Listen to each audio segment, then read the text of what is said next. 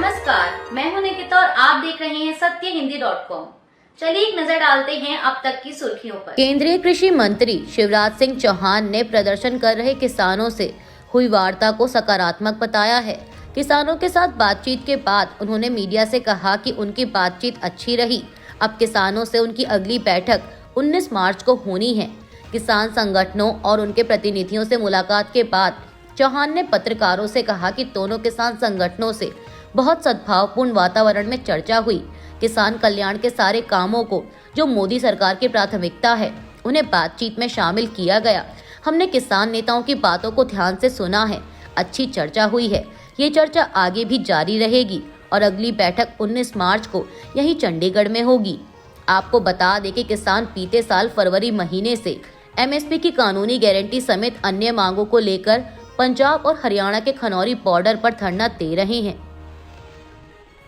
चंडीगढ़ में केंद्रीय टीम और किसान यूनियनों के बीच बैठक पर किसान नेता सरवन सिंह पंधेर ने कहा कि बैठक, जिसमें केंद्रीय मंत्री पीयूष गोयल और प्रहलाद जोशी शामिल हुए, शाम 6:45 पर शुरू हुई और 3 घंटे तक जारी रही। पूरी बैठक एमएसपी गारंटी कानून पर हुई।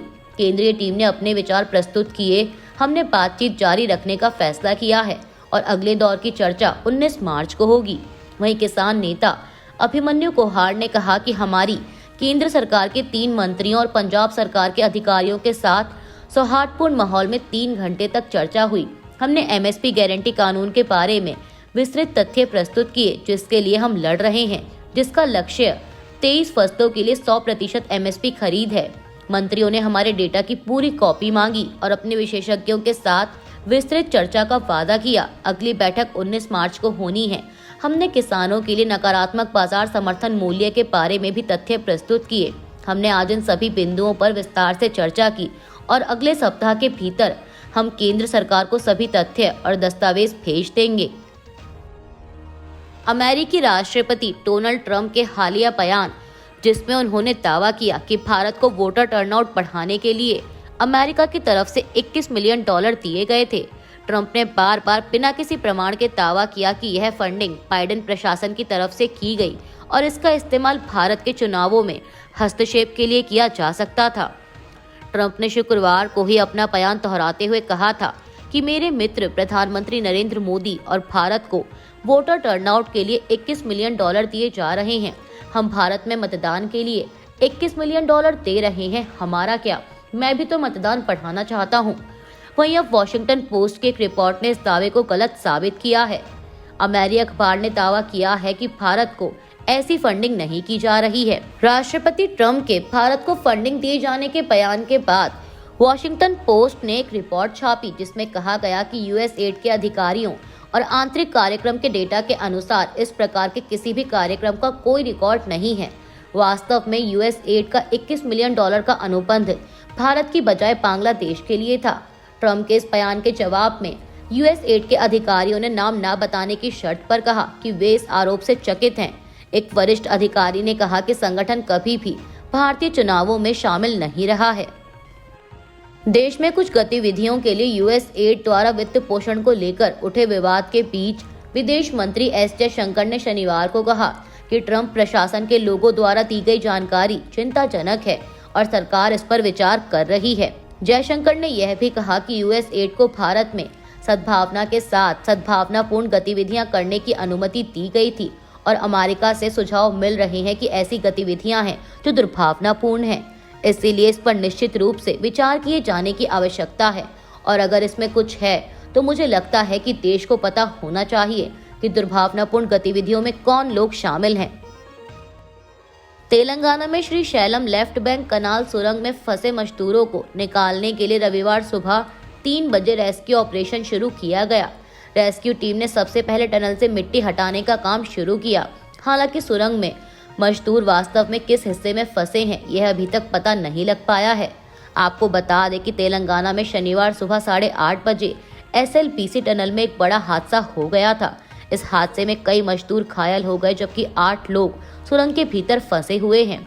बचाव कार्यों के लिए केंद्र और राज्य सरकार की कई टीमें घटनास्थल पर मौजूद हैं। इनमें एनडीआरएफ, एसडीआरएफ और फायर विभाग के कर्मचारी शामिल हैं। कांग्रेस नेता राहुल गांधी ने शनिवार को तेलंगाना के नागर कुर्नूल जिले में एक सुरंग का हिस्सा ढह जाने के बाद उसमें फंसे 8 लोगों पर दुख व्यक्त किया और उनकी सुरक्षा की उम्मीद जताई। एक्स पर एक पोस्ट में राहुल गांधी ने लिखा कि तेलंगाना में सुरंग की छत गिरने की घटना से मैं बहुत व्यथित हूँ। इस मुश्किल समय में मेरी संवेदनाएं सुरंग में फंसे लोगों और उनके परिवारों के साथ हैं। मुझे बताया गया है कि बचाव अभियान जारी है और राज्य सरकार आपदा राहत टीमों के साथ मिलकर खतरे में पड़े लोगों को जल्दी से जल्दी वापस लाने के लिए हर संभव प्रयास कर रही है। कोरोना वायरस को लेकर चीन के एक नए बयान ने एक बार फिर चिंता बढ़ा दी है।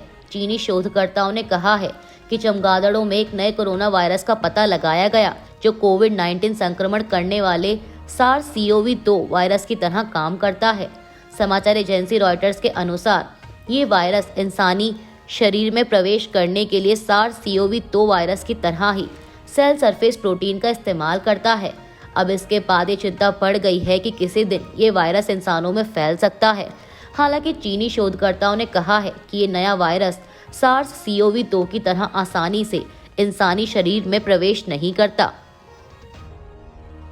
बिहार सरकार ने घरेलू हिंसा से प्रभावित महिलाओं को अधिक प्रभावी ढंग से सहायता प्रदान करने के लिए राज्य में 140 पूर्णकालिक संरक्षण अधिकारी नियुक्त करने का निर्णय लिया है। समाज कल्याण विभाग ने एक अलग कैडर बनाने का निर्णय लिया, जिसके तहत उप विभाग, जिला और राज्य स्तरीय संरक्षण अधिकारी नियुक्त किए जाएंगे। मीडिया रिपोर्ट्स के मुताबिक राज्य में घरेलू हिंसा के मामलों की बढ़ती संख्या को देखते हुए यह निर्णय लिया गया। बता दें कि इसी साल बिहार में विधानसभा चुनाव भी होने हैं। गजा में इसराइल और हमास के बीच हुए युद्ध विराम समझौते के तहत हमास ने शनिवार को 6 बंधकों को रिहा कर दिया है। वहीं अब शर्तों के अनुसार इसके बदले इसराइल अपनी जेलों में बंद 602 फिलिस्तीनी कैदियों को रिहा करेगा। आपको बता दें कि इसराइल और हमास का समझौता 3 चरणों में लागू होना है। पहले चरण में इसराइल की जेलों में बंद फिलिस्तीनी कैदियों के बदले हमास के कब्जे में मौजूद बंधकों को रिहा किया जाएगा। इसके बाद गजा से इस्राएली सेना धीरे धीरे पीछे हटेगी और फिर आखिरी चरण में गजा के पुनर्निर्माण का काम होना है। इसराइल ने कहा है कि 600 से ज्यादा फिलिस्तीनी कैदियों की रिहाई में अनिश्चित काल के लिए देरी होगी। मीडिया रिपोर्ट्स के मुताबिक इसराइल के इस कदम को युद्ध विराम प्रक्रिया में एक बड़े झटके के तौर पर देखा जा रहा है। इसराइल का यह बयान हमास द्वारा 6 बंधकों को रिहा किए जाने के बाद आया।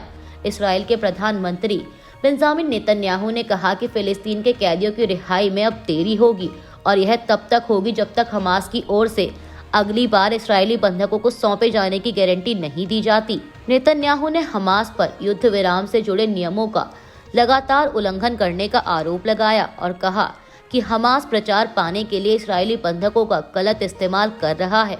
बता दें कि युद्ध विराम के पहले चरण में इस्राएली बंधकों की रिहाई का एक दौर अभी बाकी है। अभी के लिए बस इतना ही। बाकी की खबरों के लिए बने रहिए सत्यहिंदी.com के साथ।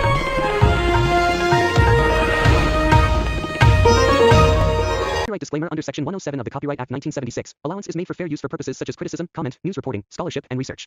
Fair use is a use permitted by copyright statute that might otherwise be infringing.